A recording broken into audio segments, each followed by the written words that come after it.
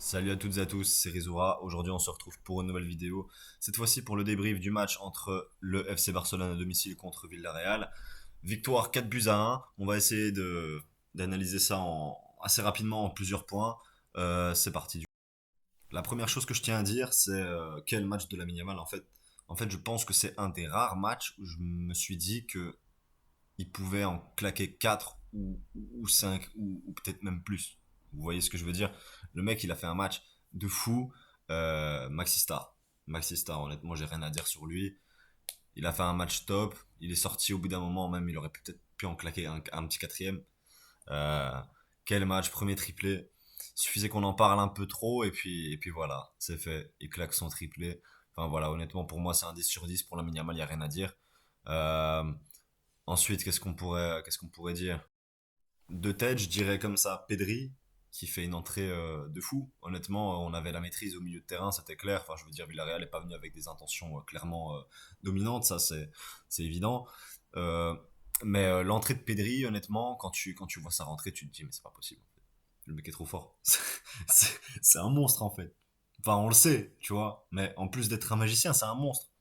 Le mec voit tout, il sait tout. Le mec, il rentre, il crée un, un climat de sécurité alors que de base, on est déjà safe, tu vois ce que je veux dire. Donc moi, pour moi, Pedri, top, taille patron. Peut-être Rafinha que j'ai trouvé un petit peu frustré aujourd'hui. C'est dommage d'ailleurs parce que c'est certainement le meilleur joueur du Barça en termes général. Pour moi, Euh, voilà, c'est dommage. Il aurait peut-être pu en claquer un, c'est dommage. Voilà, il a été un petit peu frustré aujourd'hui, ça s'est vu. C'est pas grave, il y en aura d'autres. De tête, la défense, bon, elle n'a pas eu énormément de choses à faire. Koundé, ça a été dans les débordements avec Lamine, c'était pas mal. En défense, il y a eu du bon, il y a eu du moins bon. On voit son tacle fautif où il vient ciseler à moitié l'attaquant sur son couloir. Voilà, il y a pas d'incidence derrière, mais c'est des petites actions comme ça qui disent que, voilà, si l'équipe entière avait coulé, ça aurait pu basculer à cause de lui, tu vois ce que je veux dire. Sinon, ouais, la défense, rien à dire. Joan Garcia, pas grand chose à dire non plus. Top. Au milieu de terrain, Dani Olmo, c'est quand même pas mal de déchets, encore comme d'habitude. Je pense qu'il y a beaucoup de choses à revoir de son côté. Moi j'ai tendance à toujours dire si on peut mettre Frenkie, Pedri et Firmin, c'est top. Quand il faut se coltiner Olmo, c'est peut-être un peu dommage, un petit peu moins précis. Malgré que ce soit un excellent joueur, j'ai rien à dire là-dessus, mais là, ça fait un moment qu'il me tape sur le système en fait.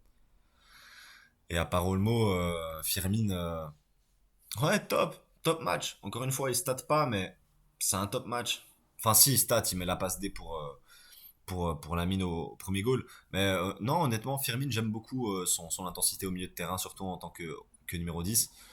Et puis Ferran, invisible. Ouah, Ferran.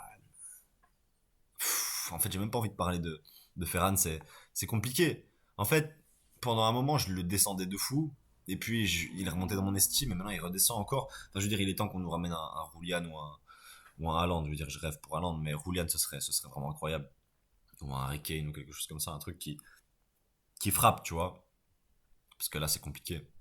Lewandowski, il rentre, mais c'est pas parce qu'il claque son goal qu'on va dire ça y est, il faut absolument le garder en tant que numéro 9 une saison de plus. Non, c'est pas possible en fait. C'est pas possible. L'attaque, elle peut pas compter sur un 9 comme Lewandowski. Je veux dire, Lamine Yamal et Rafinha, ils font le taf sur les côtés, ça se voit. Tu ramènes Lamine Yamal 18 ans et te claque un triplé sur le côté, c'est bon.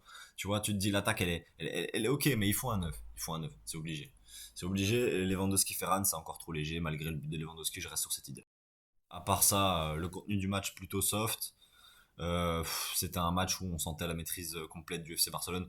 Moi, j'ai honnêtement pas grand chose à dire sur notre maîtrise. On a fait un bon match. Et en ce qui concerne Villarreal, j'ai pas grand chose à dire non plus. Ils sont venus. En fait, c'est un des rares matchs où, là, il faut dire la vérité, c'est vraiment un des rares matchs où, depuis le début jusqu'à la fin du match, je me suis dit, tout se passe correctement en fait. Il y a pas un seul élément qui me dit, on va avoir un problème. Tu vois, lorsque que Nicolas Pepe il marque son but pour le 2 buts à 1, moi je me dis pas, on va avoir des soucis. Je me dis, ouais, 2-1, mais je sens que ça va pas basculer. Même si c'était 2-2, pour moi, je pense que le match était quand même plié. Parce que franchement, la maîtrise, j'ai l'impression que pour un troisième de Liga, c'est très léger, hein. c'est vraiment léger, hein, les gars, vous me dites ce que vous en pensez, mais moi je les vois jouer, je vois pas un troisième de Liga, hein. Qu'on me dise que la Serie A soit passée au-dessus de la Liga dans le classement FIFA des équipes, pendant le classement UEFA, je me dis, ouais, c'est logique en fait. Je veux dire, t'as le premier, le deuxième, t'as le Real et le Barça. Honnêtement, le Real, c'est pas fou. Je vais pas critiquer le Real parce que voilà, j'ai pas que ça en tête à dire. Mais Barça, Real, c'est censé être le top du top mondial, tu vois, européen, mondial. Et au final, tu vois que la ligue, elle est pas représentée parce qu'on a que deux bonnes équipes et actuellement, elles sont même pas incroyables ces deux équipes. Donc ouais, non, je sais pas. Villarreal, c'est pas une équipe qui me fait rêver. Ils ont des bons joueurs, mais c'est pas fou. Ok, petite moto. Donc ouais, à part ça, bah l'arbitrage. Cette fois-ci, j'ai quand même, on va dire rien à dire. Peut-être un truc qui m'a un petit peu fait chier, c'est lors du but de Lewandowski, où on voit qu'il n'y a absolument pas hors-jeu. Je veux dire, il y a zéro hors-jeu, il y a un mètre qui sépare le hors-jeu. Et on réfléchit pendant une minute, on vérifie pendant une minute s'il y a hors-jeu ou pas, alors que de base on siffle hors-jeu. Quand même un peu poussé, un peu tiré par les cheveux. Mais à part ça, un bon match dans l'ensemble. Honnêtement, un bon match dans l'ensemble. Ça fait toujours plaisir, une victoire en plus, on repasse de nouveau 4 points au-dessus du Real Madrid. Ça fait plaisir parce qu'à chaque fois on joue l'ascenseur émotionnel avec le classement. Cette fois-ci au moins c'est confirmé, on a 4 points d'avance en attendant le prochain match du Real Madrid qui se jouera contre Retafe à domicile. Donc Retafe, je vois au classement, ils sont 13e, 25 matchs, 8 victoires, 5 nuls, 12 défaites.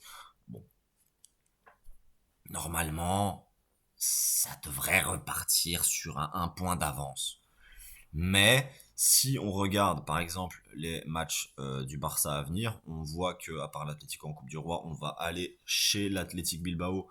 On sait qu'ils sont vraiment pas en bonne forme. C'est le moment d'aller faire un score là-bas. Et à l'extérieur, on n'est pas si mauvais. Ensuite, à part la Ligue des Champions, on reçoit Séville. Et ensuite, on recevra le Rayo Vallecano. Donc, honnêtement, là, prochainement, il n'y a pas grand-chose qui nous alerte. Et on reçoit ou on se déplace à l'Atlético, je sais plus. On se déplace à l'Atlético aussi en Liga. Mais comme il y a quand même de grandes chances qu'on soit éliminé en Coupe du Roi de la part de l'Atlético, il y a de grandes chances qu'on puisse espérer au moins une revanche dans le score en Liga, même chez eux, pour grappiller encore des points en plus en Liga. Je pense que cette Liga, elle va être quand même compliquée si les arbitres se remettent à faire n'importe quoi. Mais là, actuellement, dans l'état actuel des choses, je pense que le Barça a quand même largement ses chances pour aller la chercher. Ce serait bien. Un triplé national, bon là ça risque d'être vachement compromis avec le 4-0 de l'Atleti. Bon, à voir, au moins un doublé national ce serait cool, championnat et super coupe. En espérant au moins un bon parcours en Ligue des Champions. On a vu que le tableau en Ligue des Champions était quand même plutôt abordable, même si j'entends pas mal de gens critiquer la partie droite du tableau où il y aurait que Arsenal et le Barça. Bah, je maintiens quand même que Arsenal c'est quand même la première équipe de la première ligue qui est considérée comme la meilleure ligue du monde et que le Barça c'est l'équipe numéro une de la Liga quoi. Donc c'est pas si mauvais que ça non plus côté droit. On a Sporting, c'est deuxième du championnat portugais. On a le Bodo Glimt, ils ont quand même éliminé l'Inter, dernier finaliste en date de la Ligue des Champions. Il y a du niveau du côté droit du tableau quand même. Faut voir, faudra voir. En tout cas, j'espère un bon parcours, au moins une demi-finale. Si c'est possible d'aller chercher une demi-finale, ce serait cool contre Arsenal. Et, euh, et voilà. Sinon, à part ça, le match d'aujourd'hui, c'était cool, c'était chouette. On a pu profiter un peu du, euh, du goal average avec 4 buts à 1, c'est toujours top.